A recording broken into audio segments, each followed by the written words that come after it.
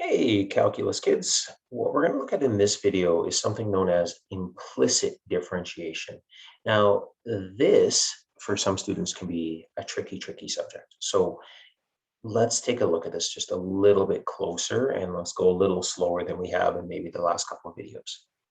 Okay, what we're going to do is implicit. So what's implicit? Well, let's talk about what the kind of opposite of implicit is, which is explicit.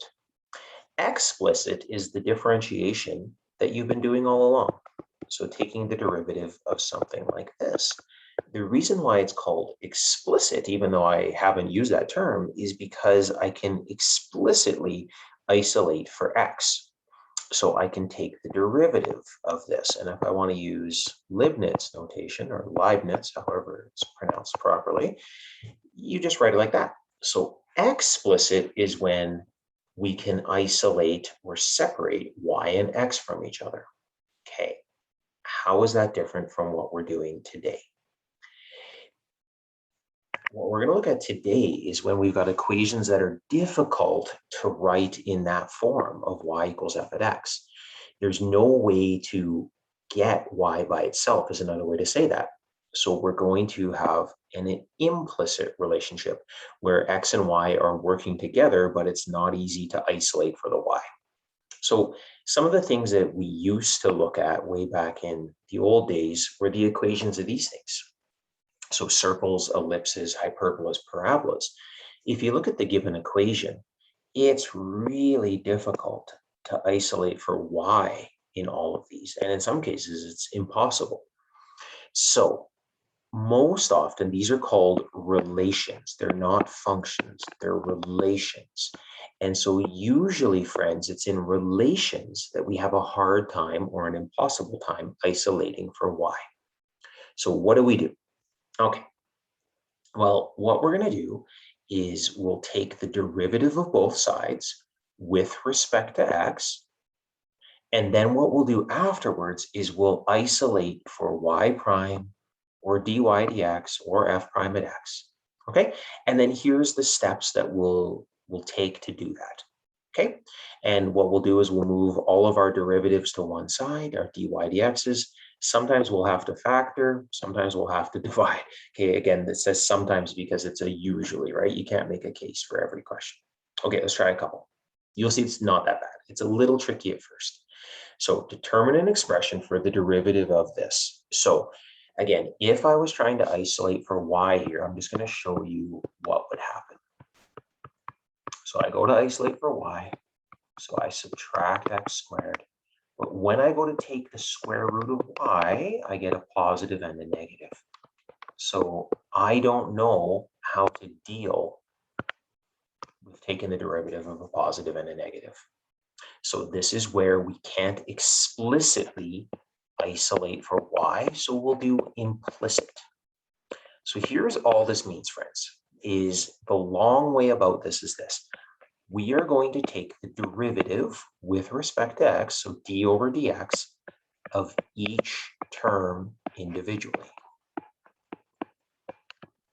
And I'm going to write that. Now, that is what we've been doing all along every time we've taken a derivative, but we don't write it because it takes a long time.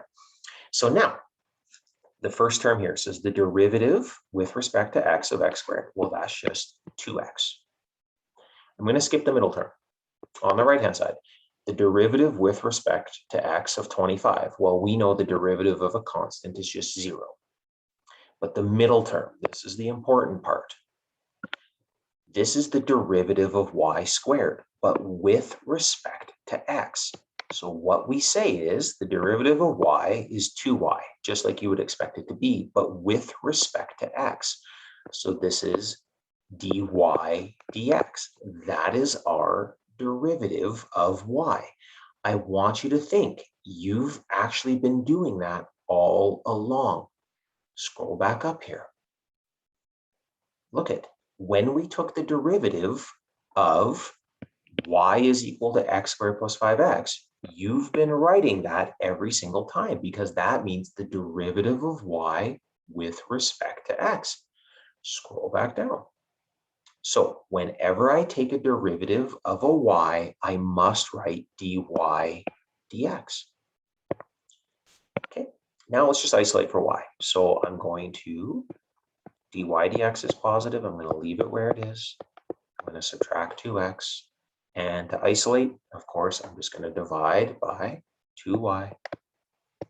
And when I do that, 2 divided by 2 is 1. There it is. So the important part is here, when we take the derivative of y, we always write dy dx. Now, we could also, friends, write y prime, because that's the derivative. These two things mean the same thing. I don't like writing y prime when I'm doing implicit, because then it starts to look like just y to the exponent 1, and sooner or later I'm going to screw up. So I try to avoid that myself. If you're comfortable doing it that way to save yourself some room, go right ahead. Okay, let's try just a couple more. So determine an expression for the derivative of this. So again, right off the bat, I'm noticing I can't isolate for y very easily. So what I'm going to do is I'm going to take the derivative with respect to x. Now this time I'm just going to take the derivative. So the derivative of that is definitely not 16x squared.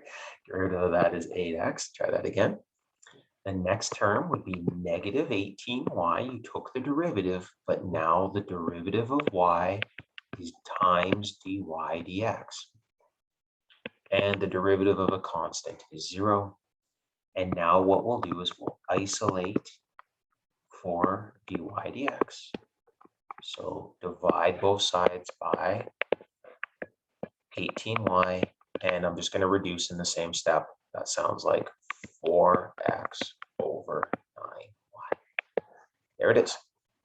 The derivative of y with respect to x is 4x over 9y. Okay, last one, friends. And this is the one that I would put a huge star beside, because this is one where people are going to mess up. So again, I can't isolate for y. I take the derivative. So the derivative of x is just 1.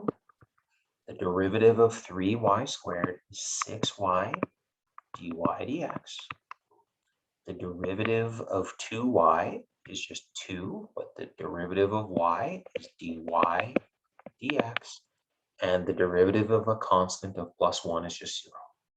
Okay, now what do?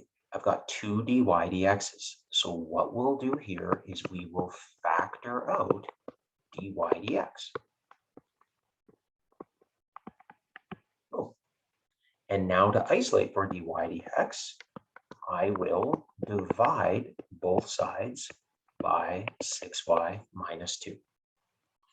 Why do I say people will screw this up? They will when they're first learning, is they'll start doing some craziness as soon as there's 2 dy dx's.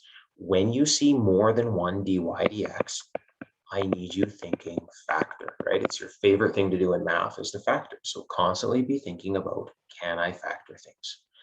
So again, what I'm going to do when I have something that I can't get x by itself. Well, if I can get x by itself, I can just take the derivative like I've been doing all along. But all along, you really have been writing dy dx. You've been doing this all along. But where it's really important that you recognize that is when I give you a question like this, that I cannot isolate for y. So I must write dy dx every single time I take the derivative.